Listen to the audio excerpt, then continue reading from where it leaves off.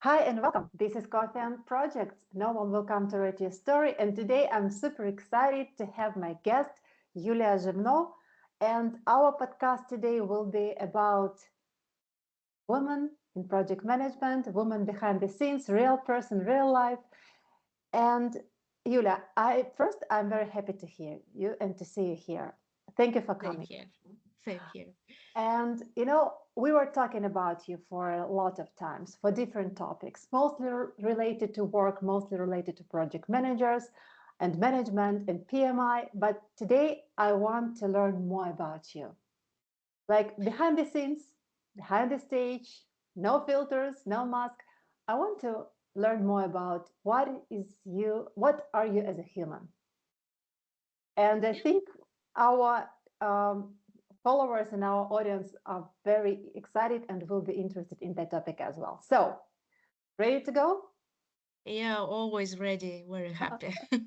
Great. First question, let me ask you that. Coffee in your life. Oh, What is what is the story? Tell me about that. What is your story with coffee? actually, I like the name of your podcast, Lena, so much because I love coffee. Of course, I would say I'm a coffee maniac. And the story behind that actually has started quite a while ago when I was a child. Mm-hmm. Because in our family, there was a tradition, I would say, a signature ritual every day that my parents had and still have. Mm-hmm. Usually, these were 2 cups of coffee when I was a child, twice a day, Mm-hmm. 10 o'clock and then 5 o'clock or 4 o'clock, something like that after lunch. Then, when I actually grew up and became adult myself, there were 3 cups of coffee for them, for my mom, for my dad, and for Uh-huh. myself. So every day, Every day. twice a day, all entire life that I remember myself, they did that. And this is how I also got that ritual. So I drink, Great. I think, from 2 to 3 coffees per day. Nice, nice. Do you drink clean coffee with milk? What is your favorite one? Any I love tasters? everything. I love everything. Mostly I like just black coffee, but Mhm. not espresso. Maybe a little bit of Americano, I would say. But sometimes, yeah, cappuccino or latte will always work. Great.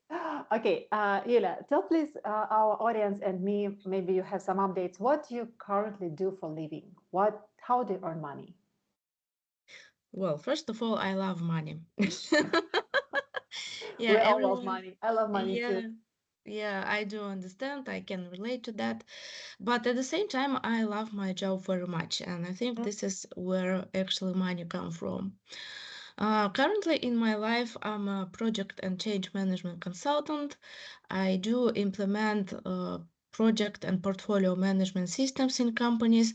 Also, separately or together with that, I do provide organizational change management consulting services. Mhm. I also teach, for example, I would say my signature course is change management basics, or I would say foundations of change management. And second is, of course, project management professional training. This is what I have been doing already for a while, and I love that. My company is called Rework Consulting. We are based in Kazakhstan, but do operate, I would say, internationally, but mostly in the Central Asia. So this is my Nice, passion. This nice. is my job. Great, great story. And let's talk about PMI, Project Management Institute. And my question is, what is your position in PMI right now? Oh, PMI is my second passion, I would say. Currently, I have the position of PMI, the so-called regional mentor. Mhm. This is a person who is responsible for supporting the chapters, not making decisions anymore, not diving into operational routine of the chapters, but supporting, maybe sometimes coaching chapter Mhm. leaders in Eastern Europe. So Okay. the region actually includes several countries, which is Ukraine, Lithuania, Kazakhstan, Georgia, and Armenia. And also, Uzbekistan will join quite soon. So And this is we're what I and do. we're happy to have you as a mentor in Lithuania here and in Ukraine as well. Okay. Thank you. How PMI changed your life? Wow, I think this could be probably the story for the entire episode, I would say, but I will try to make it short. Actually, I learned about PMI when I was taking my master's degree. Mm-hmm. It was back in 2014. Routine. Yeah, I was taking my project management master's degree with the University of Liverpool, and this is when exactly I got surrounded by PMP holders, and I didn't Yeah. know what was that, but of course I knew at the time. Mm-hmm. So this is how it all started. And then after the master's degree, I decided to go for the project management professional certification. This is how I actually applied. My career changed quite drastically because I moved from supply chain management to project Mm-hmm. management. And when I got my PMP certification with PMI, I got my first IT project manager job. I will never Great. forget it. It was amazing. Nice. Yeah, and then I got invited by some of the chapter leaders. Actually, this was Rustam, who is the Mm-hmm. ex president of PMI Kazakhstan chapter, to volunteer. And this is how it all started. So, with volunteering, I really dived into this very interesting world of project management community. I met a lot of wonderful specialists. I met a lot of friends. So, I'm very happy to be part of the community, but moreover, I'm very happy to always be on the edge of the project management profession. So for this, I keep thanking PMI every day because this is what I need for my job and Mm-hmm. I enjoy it. Nice, nice, very inspiring story, really. And if we talk about your work, project management, and I feel that you're passionate about that because you keep talking about that. I have a question for you. Woman as a project manager. We had a different episode about that. We had a separate episode. For those who didn't see that, please check. It was our first episode, especially about women in PM. But my question is today, like, how many projects and different things right now you manage as a woman? Well, I would say I am a poor project manager for my own life because I have a lot of projects and I never counted them. Never counted. No. Well, first of all, of course, those are projects that I do as a consultant and as a Mm-hmm. trainer. There are several of them currently under consideration by our company or in process.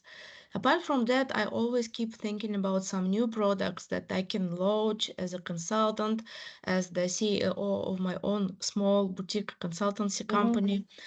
So there are several of them, at least three currently that are under consideration, three new products. So keep an eye for that. Okay, keep an eye on that. Yeah.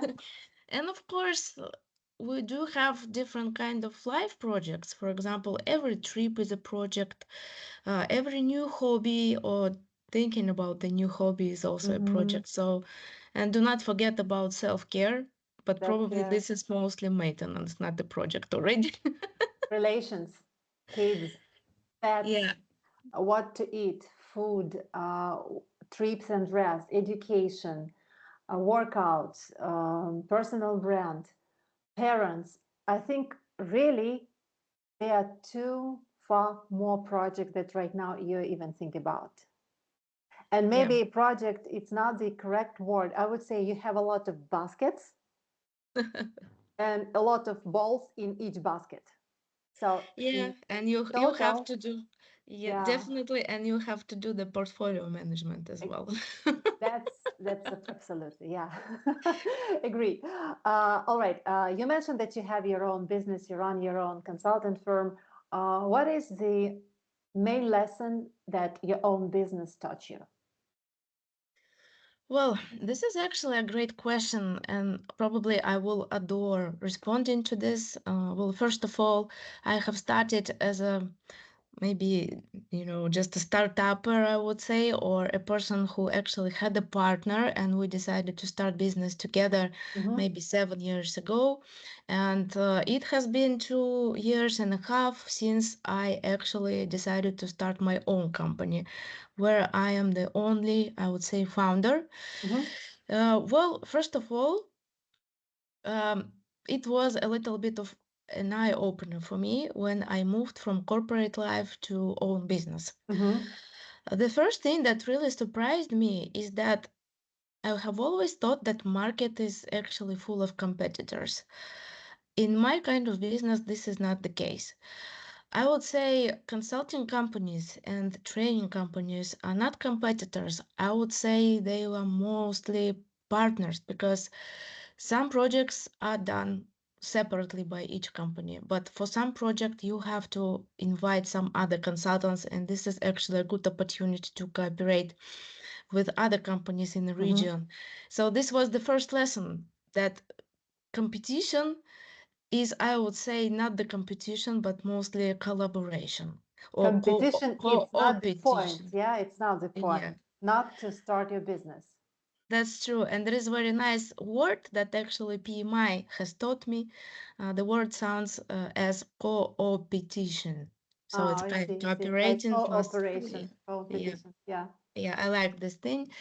And the second lesson I actually got from my business routine is that uncertainty is exactly the time when you can win, when you can be creative and you can actually earn a lot of money. Mm-hmm. Because before starting my own business, I was a little bit afraid of uncertainty because I had my salaries, Yes. I had quite stable routine of going to the office from 9 to 6, 5 to 5.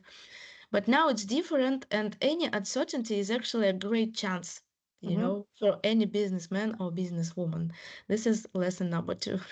Okay, nice. Thank you so much. Next thing I want to ask you, how can woman keep her femininity being a project manager?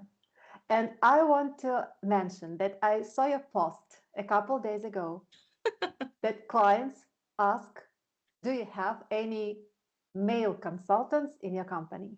You posted about that in your social. It was a discussion, a lot of reaction. So my question is, how you keep being a woman working as a project manager, change manager, consultant? What is the secret not to lose this feature? Well, first secret is probably uh, be yourself. This is all the market needs. This is all your life needs. Just being ourselves, I think, is already, I would say, a winning life hack. For some time, when I just started my own business, I was struggling with balancing the feminine and, I would say, the masculine energy Mm-hmm. because this is what my profession in this specific region requires. Yes. However, recently I decided, but why should I be feminine? Who told me that? Uh-huh. So again, is it some kind of stereotyping that a woman should be 100% feminine? So this is why I decided maybe some time ago, after some conversation with myself, I decided, okay, Yulia, you don't have to be feminine or masculine, just be yourself. Mm-hmm. And the situation will require some certain skills. But going to the post that you Yes. are then actually mentioning, I think that women can get those kind of comments even in some other professions. Maybe in some regions more than in the other Mm-hmm. regions. However, we might see those comments. So first of all, in these cases, I think women need to focus on their strong parts, on their strong sides, because everyone is strong in something, better than the others in something. So Mm-hmm. I think we need to focus on our strong parts, on our strong sides, on our skills that really distinguish us from our other people, irrespective of the gender. And this is what actually helps me because I keep receiving those You comments keep. about male colleagues, and that's okay. People have their right to ask that, and I have my right to not lose my worship because of this and still remain a very trusted specialist, irrespective of my gender. How do you reply? And Well, first of all, I ask, but what is the reason that you need exactly the male trainer or the male consultant? And whenever I get any specific response, I just take it as it is because, again, clients do have their right to ask people do have their right to prefer some certain gender to cooperate with, but I am a professional. I don't care about genders, and it all starts with myself. So usually I don't have any specific strategy how to respond to that. All right. But keep an eye on Yulia post and check it and check the comments. It's super interesting. Maybe I even will link this post below this video because that was Thank super you. interesting, really. All right. What is your advice for those who start at project management right now or think about this profession position? Mm, this is a nice question. Because I do keep receiving such questions from people all around the community of project management from all over the world. My first advice is definitely try to understand if this profession is something you really want to do. Just like with any other profession, because some persons are they were made to be a project manager. Others will have to put more energy into that because project management is the profession where there is a lot of stress, and I Mm-hmm. think it will continue to be like that. Usually, there is a lot of pressure, and people need to really communicate a lot. So this is why if a professional is still contemplating whether he or she likes working with people, probably it's worth contemplating whether he or she wants to be a project manager as Yeah, well. because it's closely connected to people, yeah, and to work with people. Yeah, I think some personalities really do it better. Others can still do it amazingly. But the question, does it really worth it to Mm-hmm. waste the energy on the job that the person doesn't like? Yeah. So red line, like if you don't like working with people, don't feel that you want to communicate, consider some plan B, just not only project management. Definitely, yeah. And second advice is, of course, people need to learn international methodologies. One of the most recommended methodology is definitely Project Management Institute's one because it can be applied to any project, any industry. One can find a lot of tools inside the methodology and then Mm-hmm. adapt them to their own specific projects.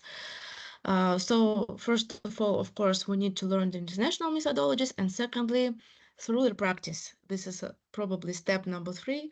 Through the practice, we can learn how to adapt all those tools, of course. And Nice. finally, probably it might be a good idea to think about some project management certification. This is not an advertisement. But we can also do that, yeah. Yeah, certification, and yeah, PMP is still is one of the top certificates in project management. It keeps its position, it's growing, and as you told in one of our latest episodes, it changed your life at some point. Same I can say about me. It became a game changer to me when I passed my PMP, and that is the only certificate right now I recommend when project managers ask me about education. Really, Oh, yeah. I think it's worth investing, worth learning, worth obtaining, and then you will be opening the other doors. Yeah, and maybe the last advice, not to be afraid of opening those doors. Yeah, sometimes you're scared about doors. All right, so let's then do quick questions just to get you more. What is kind of person you are? So, the question number one: early morning person or midnight person? Midnight person. Uh, what is your morning routine, if you have any? I do. First is, of course, good skincare, and I have a lot of products in my bathroom. Box. Oh, yeah, a lot of them. And secondly, good breakfast. Okay, great. Dresses or trousers? Trousers. Trousers. What is the best advice you have been ever given? I always keep recalling this advice by my ex-boss from one of the previous employers I had, and this was, those who never ask will never get. Great. Yeah, I like it. I like it so much. What is in your playlist right now? Oh, I would say that's a diverse compilation of different tracks. Mostly those are Placebo, Him, and also some electro because I love vocal trance and also I adore deep house. So all of those things. I haven't heard about your music favors ever. So yeah, it's curious. What book made the most effect on you? The book. Um, there is no specific book that had the maximum effect on myself, but I really like reading the books that are written by doctors Mm-hmm. because doctors are people from the science. However, in their practice, they sometimes open a lot of room for, I would say, miracles. So I like the way how this science can really collaborate with the miracles that happen among the patients. And probably there is some internal doctor is still sitting within me Mm-hmm. Mm-hmm. and asking me to read those books. I love them. Okay. Any favorite one you can mention? Yeah, there is one that was written by neurosurgeon, Mm-hmm. and it's called. Um, just a second, I'm checking. You can call just in general. We can hyperlink this book below. Yeah, it's called. Yeah, I know how it's called in Russian, so it's called "Исповедь нейрохирурга." Oh, I see, I see. Like true stories from neurosurgeons, like Yeah, something yeah, like yeah, that. yeah. Okay, okay, sounds good. Very, very. You're surprising me today, really. All right. Three key things that you teach or you want to teach your children. Well, as of now, I still don't have children, but of course, I'm dreaming about having some quite soon, probably. Well, first thing is, of course, I would teach them to be open to anything, starting from different kind of nationalities, religions, genders, hobbies, opinions, and ending with I don't know, with some new scientific concepts, Mm-hmm. because I think being open is very important for people to develop, to grow. This is how we live today. Okay. Second thing, second thing is, of course, um, believe in yourself. Okay. Yeah. This probably comes from Nice. my childhood when I a little bit lacked this support of Mm-hmm. being told, Yulia, you need to believe in yourself, and this is how I learned to believe in myself. However, we are free to teach to actually teach this to our children that they should Mm-hmm. believe in themselves. If they want to become musicians, let them be. If they want to become AI scientists, let them be. I think the world is so big and there are a lot of different opportunities these days. Why not using them? And the last one is probably be kind. Mm-hmm. Be kind. Because today, again, we see a lot of wars coming up, coming on, I would say, in the world. And I think this is because people respond to aggression with aggression. And it's going to be a never-ending cycle if we continue living like that. Yeah. So I think be kind is something that I would really tell to my children. Great. So be open. Yeah. Be Be kind. open, believe in yourself, And and be be kind. kind. Great, great advice. Very great advice. I totally agree with that. As being a mom of kid of 16 who is at the beginning of his life path, life wide, defining some, new things, new steps. That's the basis I keep telling him as well. You, I'm happy so he is. yeah, I'm on track with you. All right. Who inspires you these days or inspired you in the past? Yeah, I don't have any inspiration to be certain. Yeah, I keep being inspired by different people because Mhm. I find some very amazing and good things in everyone. Sometimes people around me can talk bad things about other people, but when I look at those bad things, I still find something to be inspired with. I think Mhm. this is one of my superpowers, I would say, to find inspiration in every little thing that we all do. Okay, maybe some personality from history, from past, who inspire you when you think about anybody.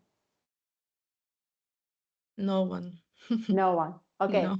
Do you do journaling? Do you diaries, work, voice notes, any daily notes?